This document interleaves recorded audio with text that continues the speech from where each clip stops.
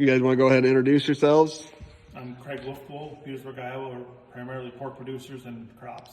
All right, and this is your farm? Yes. Yep. And you are? Travis Leppehalls. I've worked for Craig for the last 15, 18 years. All right, and how did you guys? And we're cousins. And cousins, okay. How did you guys first find out about STOP-FYRE? A friend of mine called me to warn me that you were stopping by.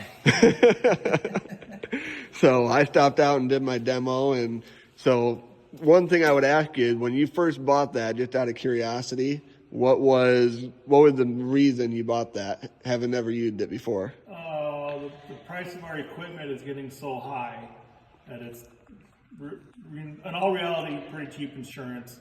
Plus, the last couple of years, we've had little minor fires, little bearings and wires on the combines. Like, well, the powder ones, they work, but we thought we'd give this one a try and see if we can save the combine one more year.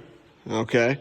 And Travis, you were out in the combine this year and got a chance to use STOP-FYRE. It's mounted up here.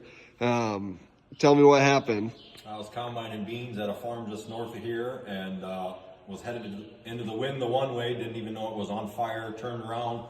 The smoke actually came from this gearbox here up in front of the cab, and by the time I got out of the cab, the whole top was on fire, probably 4 feet wide, probably 8 to 10 inches of fire. So I grabbed the STOP-FYRE that's mounted here, turned, and one little click, boosh, that was it, fire was gone. It was still smoldering down in here where the gearbox is, so after the initial fire was out, I stuck it in here, dumped the can, and saved the machine.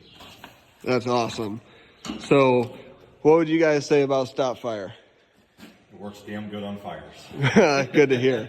Yeah, it did one squirt and the flame was gone. Yeah. Awesome. I wanted to ask you, you said on the way in here when we weren't videoing yet, in the back you had the other fire and you grabbed the one off the top of the back there.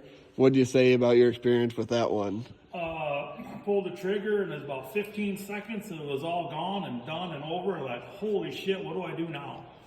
And what? I think you showed me on that particular one, it wasn't empty. Yeah. It's just the fact that that's all that was available to come out because it wasn't serviced properly. But no, that was the scariest thing, is he had about 10 to 15 seconds of white powder, and it did its job, but it didn't last very long. And that was the powder one? Yeah.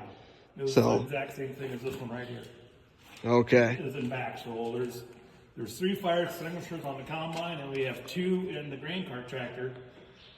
So when this is all going out in the field, there's 5 fire extinguishers nearby, because these bearings and wiring just get so hot. So. Okay, awesome. And he has one down by the dryer. Okay. Big one, right? Yeah, we got one of them mounted right by the dryer panel. So to any other farmers or other guys that are going to go out in the field with equipment like this and combines and tractors and balers and everything under the sun, what would you say to them about STOP-FYRE? I think you probably need one on a baler, especially these round balers with all them bearings on it. You know, I'd say that'd be probably important, but no, the combines, as far as these gearboxes, everything is, we push everything pretty hard, and especially beans. It's not so much the corn, but it's possible, but the beans with the dust, yeah, that's pretty important. So you guys are happy with it? Did everything you wanted it to? If you don't want to lose your machine, you probably should have a STOP-FYRE there. That's a good way to phrase it. Yes. So. That's a paid endorsement. Have to edit that out. All right. Well, I appreciate it. Thank you guys for letting me get this on video. So.